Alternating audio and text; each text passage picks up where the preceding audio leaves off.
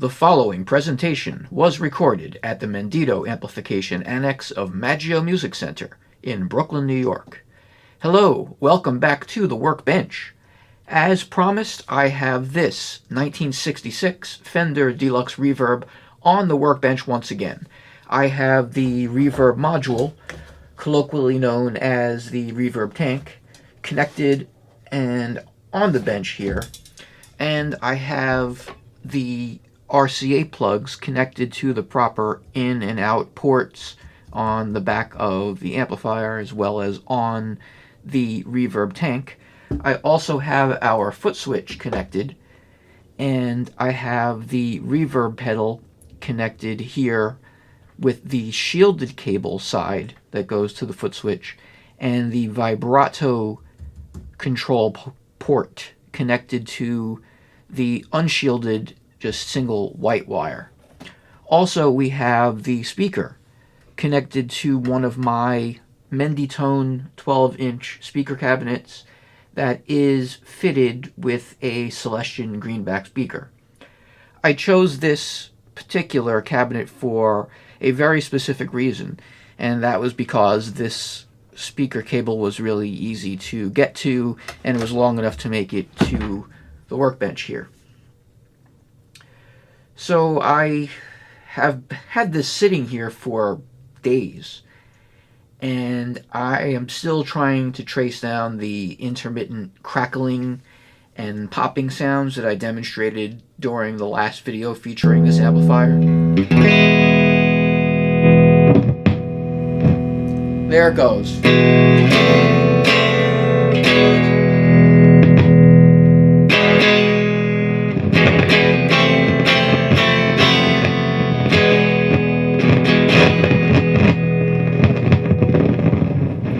I have been playing through it on and off,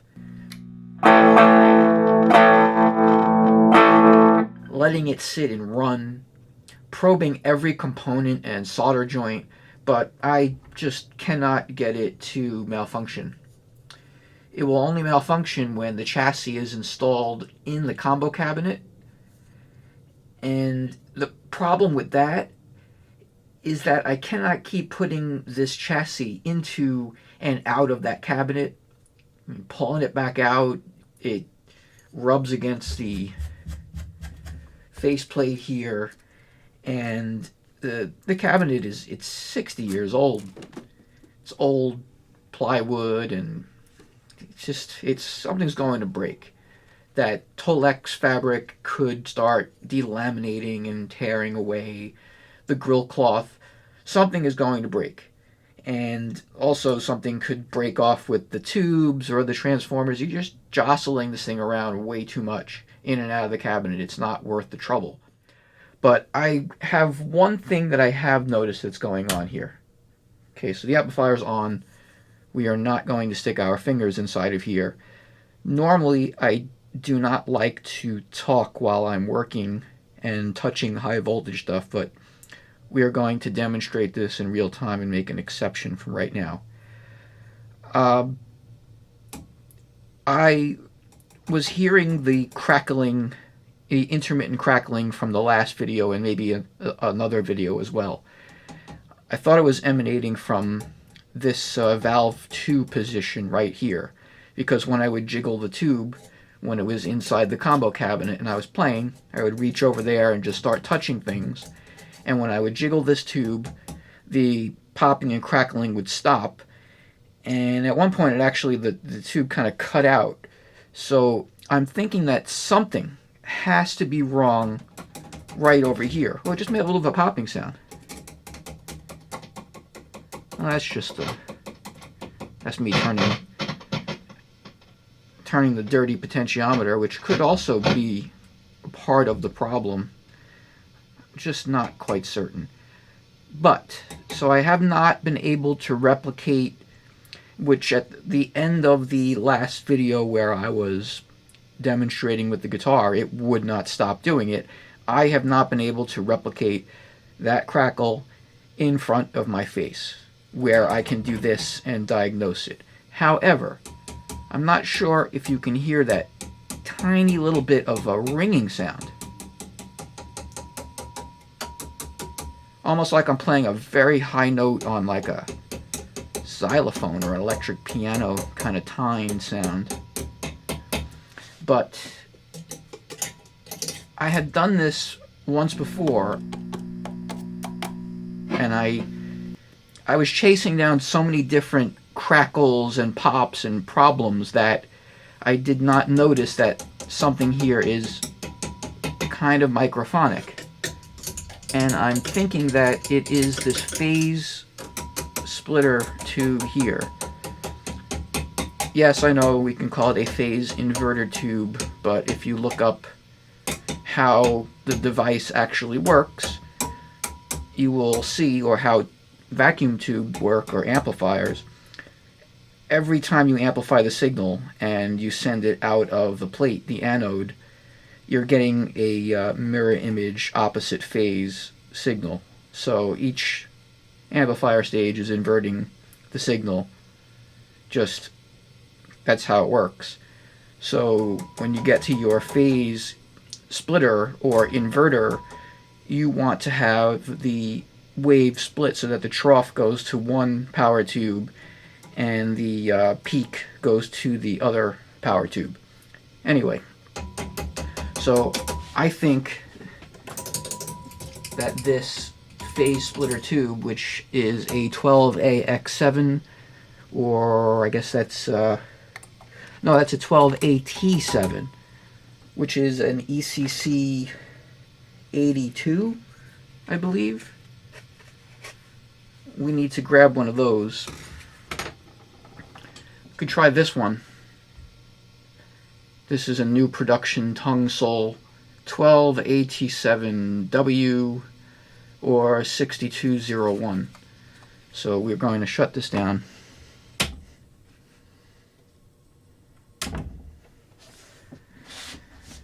And change this one phase splitter tube.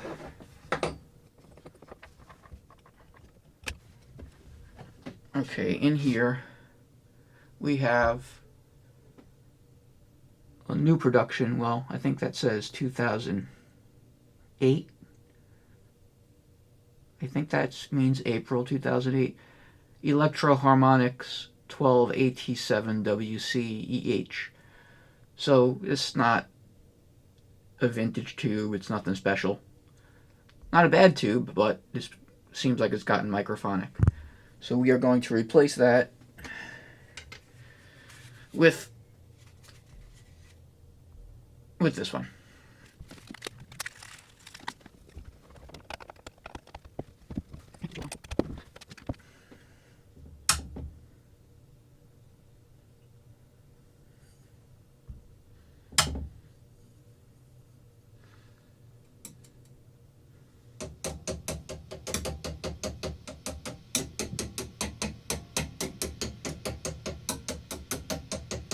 Yeah, that ringing sound is gone now. So that was definitely the cause of the ringing. So, unfortunately, right now... Wait.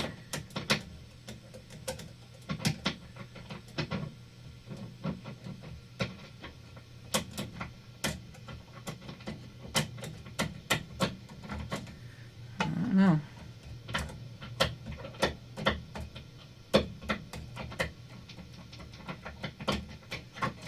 Yeah, I have the volume on this vibrato channel all the way up.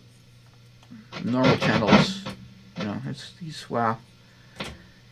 The amazing thing is that these are scratchy sometimes and not others, and I had kind of cleaned them out a bit. I didn't put anything like contact spray or deoxit or anything in there. I don't generally like to do that because that leaves a residue. But alright, so I have the volumes up both on 10, even though things are a little scratchy. And I don't know if that's abnormal. Probably always get a little bit of a sound out of those on any amplifier.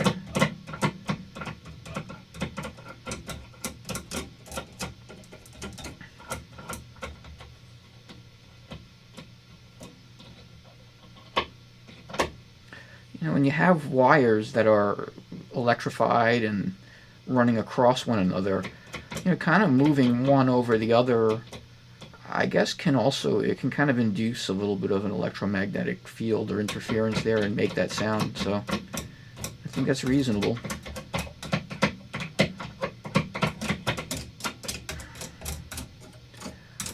All right. I am not finding this right now.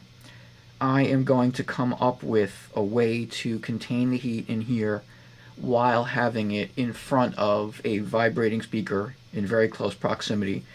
And that seems to be the only way to replicate this problem. So that is what we are going to have to do to solve this problem. Okay, I think we have a breakthrough moment here.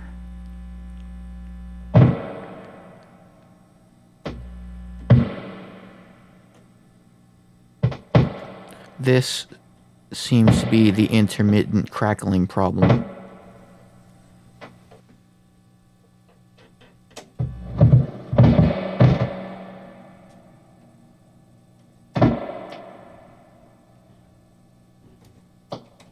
Oh, that doesn't look so great either.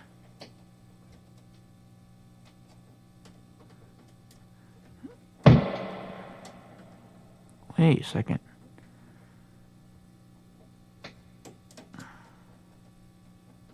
Ah. That looks broken.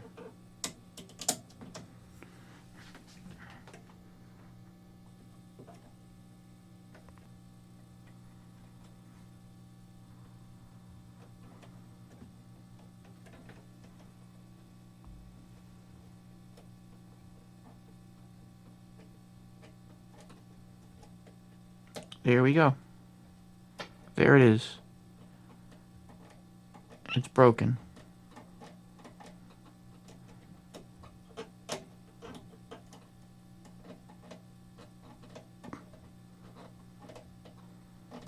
That's crazy.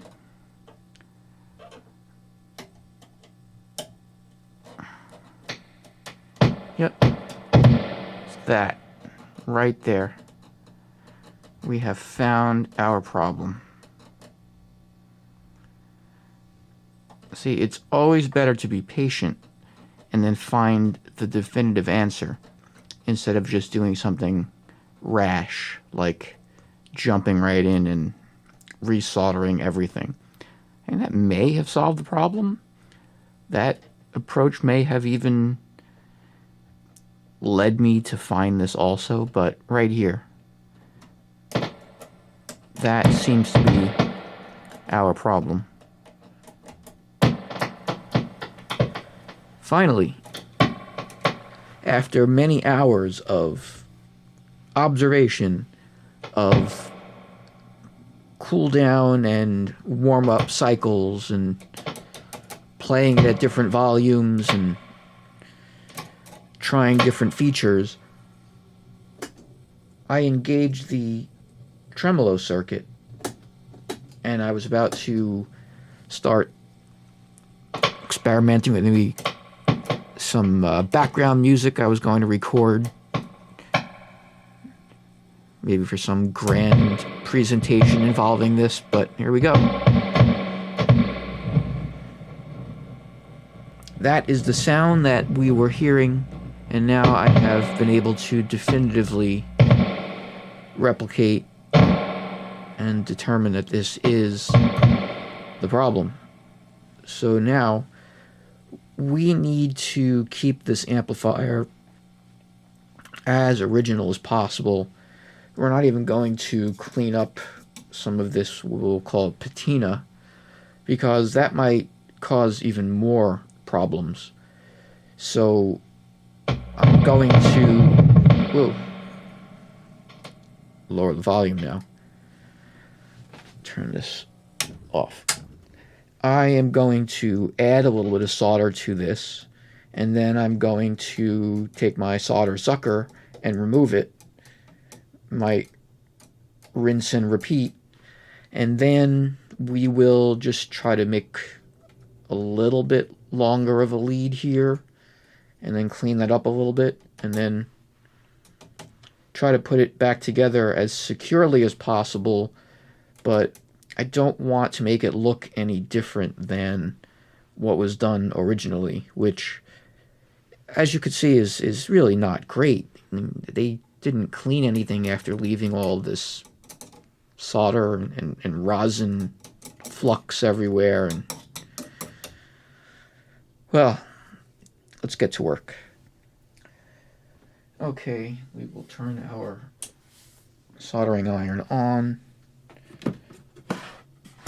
Grab our solder sucker tool here.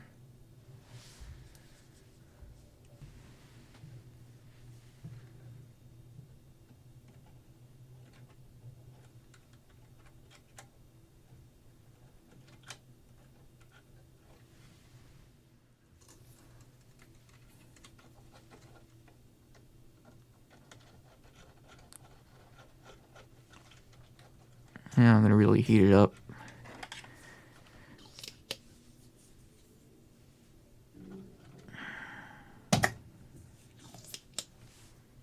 Well,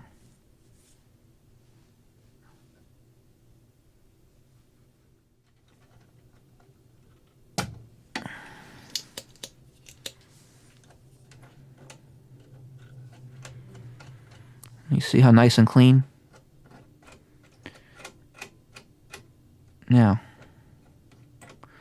let's figure out what we can gently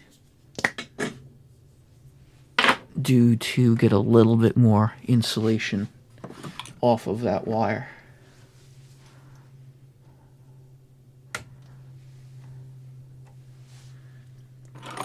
See if we can just kind of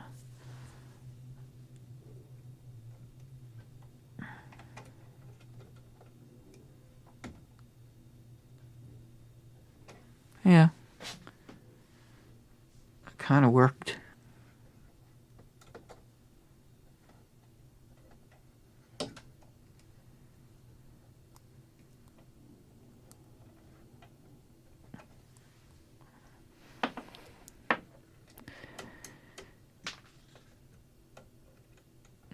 I would like to be able to wrap this around a tiny bit and crimp it down. If I can get a tiny bit more of the lead to poke out without really mangling and getting into this. Yeah, that's good.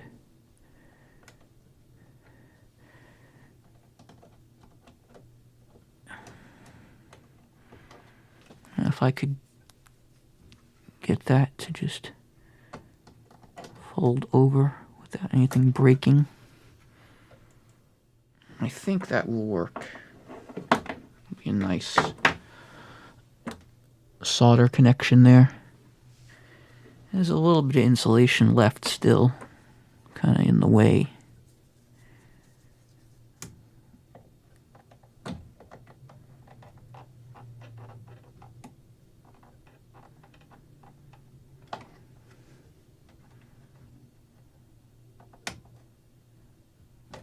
Yeah, that's good. Let's get a little bit of flux.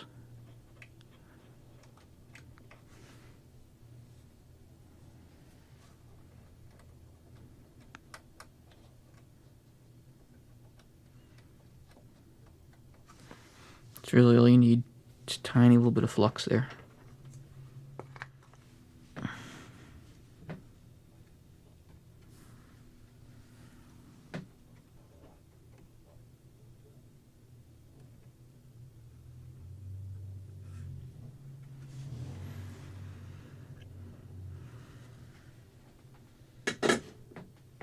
Okay. Got a little char on our lead, but I do believe we've accomplished what we were trying to do. Okay, let's put the tube back in and try it out.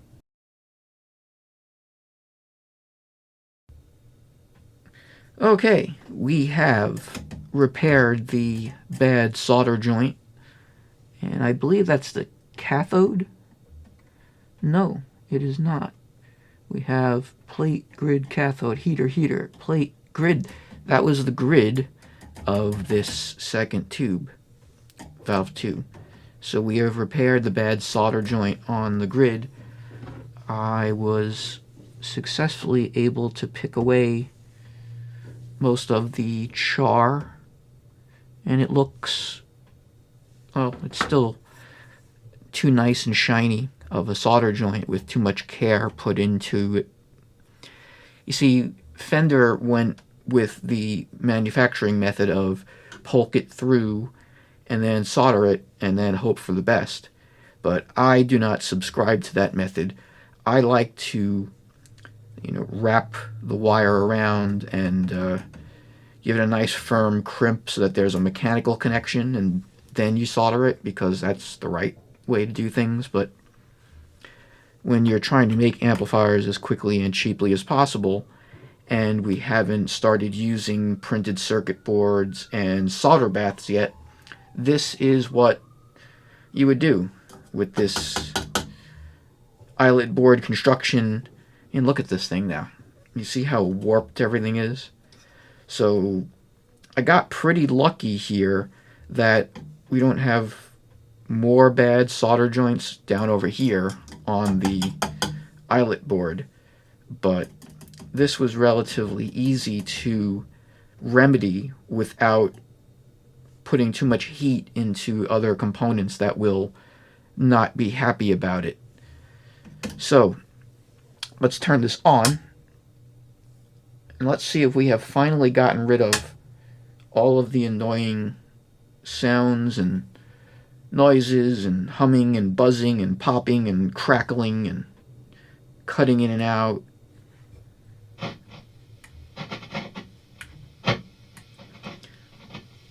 You got a little bit of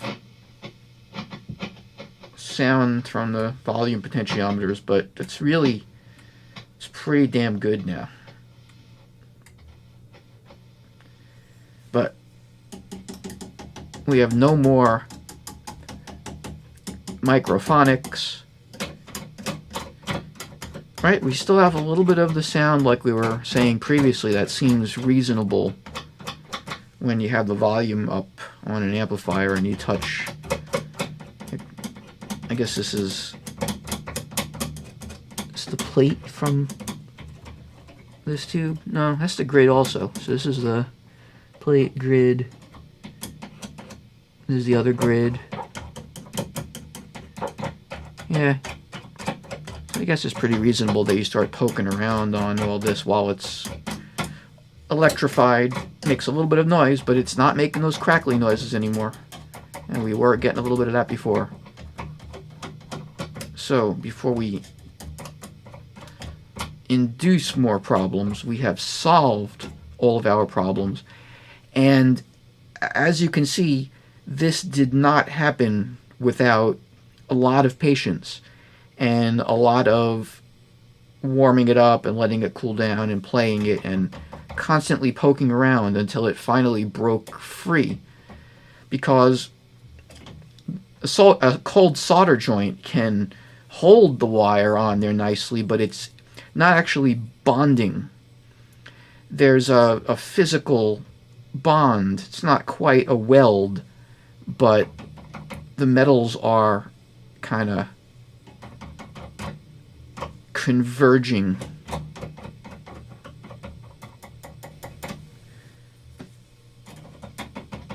So a proper solder joint has intermetallic formation, where it's not quite a weld, but the thin layer of where the two materials are touching mechanically, they kind of form a thin new alloy, and they are kind of meshing together.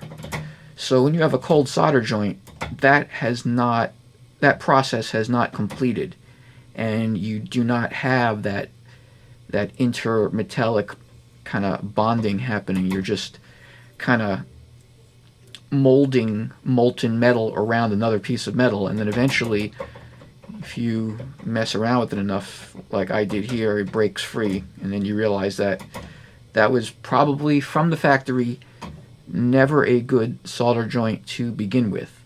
And there is a great possibility that since 1966, that has caused some intermittent problems. Okay, let's try plugging in a guitar, see if it works properly and how it sounds.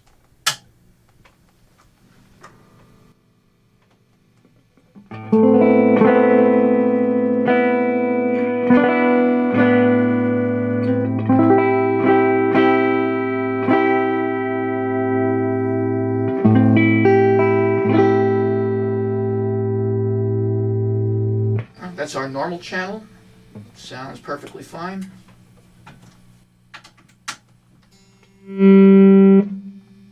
Here's our vibrato channel.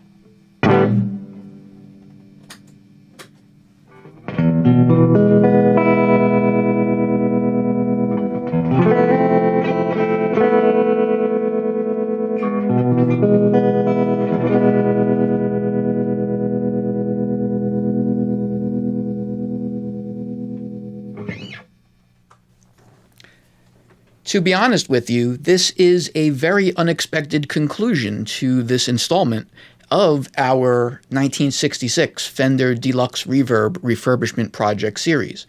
I was not expecting to find the problem today without heating the amplifier up and vibrating it and hitting it with a hammer.